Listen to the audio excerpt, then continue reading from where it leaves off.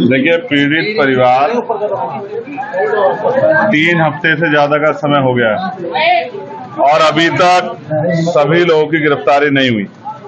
मेरी पीड़ित परिवार से बात हुई, उनकी एक ही मांग है कि इस पूरी घटना को अंजाम देने वाले जो मुख्य लोग हैं, जिन्होंने इसका संरक्षण किया, जिनकी जानकारी में सब हुआ, जिन्होंने आरोपियों को बल दिया इतनी बड़ी घटना को अंजाम देने का, उनकी गिरफ्तारी होनी चाहिए और उन पर सख्त से सख्त कार्रवाई होनी चाहिए।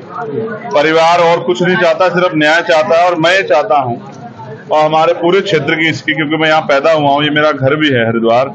हमारी ये मांग है कि किसी भी कीमत पे बहन बेटियों के साथ जुल्म ज्यादती बर्दाश्त नहीं की जाएगी और ऐसा अपराध करने वाले और उनको सह देने वाले हर व्यक्ति पे, चाहे वो सत्ता का व्यक्ति हो, चाहे वो विपक्ष का हो, कोई भी हो, कितने बड़े ताकतवर हो, उसको बचाने का प्रयास शासन और प्रशासन ना करे।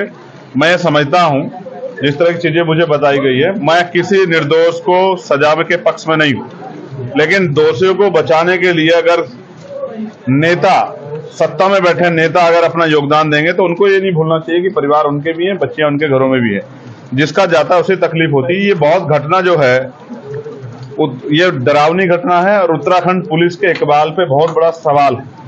यहाँ के एसएसपी, मैं उनसे पहले से परिचित हूँ, जब हम यहाँ काम करते थे तो वो यहाँ के एसपी सिटी थे देहात, और अब वो यहाँ एसएसपी बन के जिले को चला रहे हैं। मुझे उनके ऊपर भरोसा है कि उनके नेतृत्व में कठोर कार्रवाई होगी और कोई दोषी नहीं बचेगा। अभी मेरी उनसे भी बात हुई है, उन्होंने एक बिटिया जो इस घटना में जिनको इन्वॉल्व किया गया है, जिन पर शक है, जिनका इस पूरी घटना जोड़ा गया है, उनके लिए कहा है कि वो बिटिया है, हम चाहते हैं उसमें जांच है। मैं उस पर सहमत हूँ। मैं नहीं चाहता किसी बच्चे के साथ कोई इस तरह का वो घटना हो, उसकी पूर्ण जांच हो जाए। लेकिन मुख्यमंत्री जी का 2 दिन पहले का बयान है, SC/ST एक्ट में जितने भी मुकदमे हैं और जितने भी उसमें आरोपी, पहले तत्कालिक उन्हें गिरफ्तारी होनी चाहिए। जिस तरह से वो ताकतवर लोग बाहर रह के इस परिवार को डराने काम कर रहे हैं और बच्चियों में और पूरे दलित समाज में क्षेत्र के डर का माहौल है, जिस तरह से वो जो है इनको प्रलोभन और न्याय को प्रभावित करने का काम कर रहे हैं, ये सब अगर उत्तराखंड पुलिस की नाक के नीचे हो रहा है तो ये बड़ा सवाल खड़ा कर रहा है। कहीं ना कहीं संरक्षण सत्ता का अपराधियों को है। मैं मुख्यमंत्री से मांग करता हूं, मैं यहाँ के सीनियर अधिकारियों से मांग करता हूं कि अपनी जिम्मेदारी का निर्वहन करें। और मुझे आशा थी कि उत्तराखंड के मुख्यमंत्री अभी यहाँ मंगलौर में चुनाव था, यहाँ आए थे, मुझे आशा थी कि वो यहाँ आके इस परिवार का दुख बांटेंगे। लेकिन जैसा मैंने कहा, जाति कभी नहीं जाती, क्योंकि ये बच्ची दलित समाज की है। शायद उनको इनके परिवार के पास आने का समय नहीं मिला। चुनाव में उनके लोग बहुत घूमे वोट मांगने के लिए, यही सच है और इसे हमारे लोगों को भी समझना चाहिए।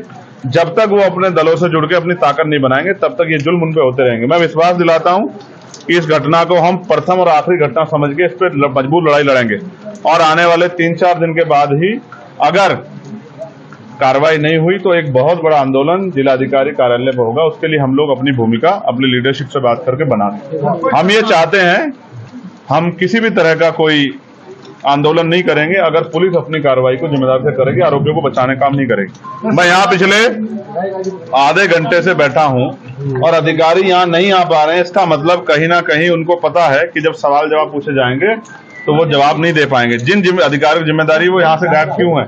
वो इसलिए गायब है क्योंकि उनको पता है कि वो अपनी ड्यूटी से धोखा कर रहे हैं, अपने कर्तव्य धोखा कर रहे हैं, इसलिए वो यहाँ से गायब है।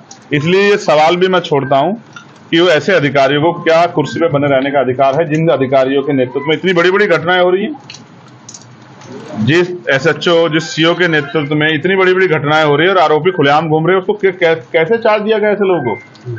तो ये बात इस बात को स्पष्ट करती है कि कहीं ना कोई दबाव है। इस दबाव के कारण किसी बेटी को न्याय न मिले, ऐसा देवभूमि में नहीं होना चाहिए, ऐसा मेरा विश्वास। मुझे उम्मीद है मुख्यमंत्री भी इस घटना का संज्ञान लेंगे और जो आरोपी फरार है, पुलिस उनको जल्दी गिरफ्तार भी करेगी, ऐसा मेरा विश्वास। की आर्थिक मदद की ये सरकार का काम है। अगर हर चीज के लिए मांग करनी पड़ी तो जब वो जनता से वोट मांगने आते तब उनको शर्म क्यों नहीं आती? ये तो उनको खुद देखना चाहिए कि वो माँ के लिए किस तरह मजदूरी करके अपना पेट पाल रही है। सरकार की जो योजनाएं जिन पे अपनी पीठ थपथपाती है, वो जमीन पे है भी या नहीं, इसका जवाब भी सरकार को देना चाहिए। संसद में बड़ी बेबाकी से आप अपनी बात रखते हैं क्या? वहाँ भी अगर लापरवाही हुई तो सेशन आ रहा है, बजट सेशन, मैं पुरजोर कोशिश करूंगा कि इतनी जो विभत्स घटनाएं घटी है और जिस तरह से अधिकारियों ने इस पर लापरवाही बरती है, इसको मैं पुरजोर तरीके से पार्लियामेंट में उठाऊं और इन अधिकारियों को वहीं पार्लियामेंट में ही अध्यक्ष जी से कह के बुलवा के इनसे सवाल जवाब हो, इनसे पूछा जाए कि ये आपको पर्याप्त तनख्वाह मिल रही है, पर्याप्त सुविधा हो रही है, फिर भी न्याय क्यों नहीं कर रहे हो, फिर भी आरोपियों का संरक्षण हो रहा है, फिर उसमें कार्रवाई क्यों नहीं कर रहे हो, इसका जवाब इनको देना पड़ेगा।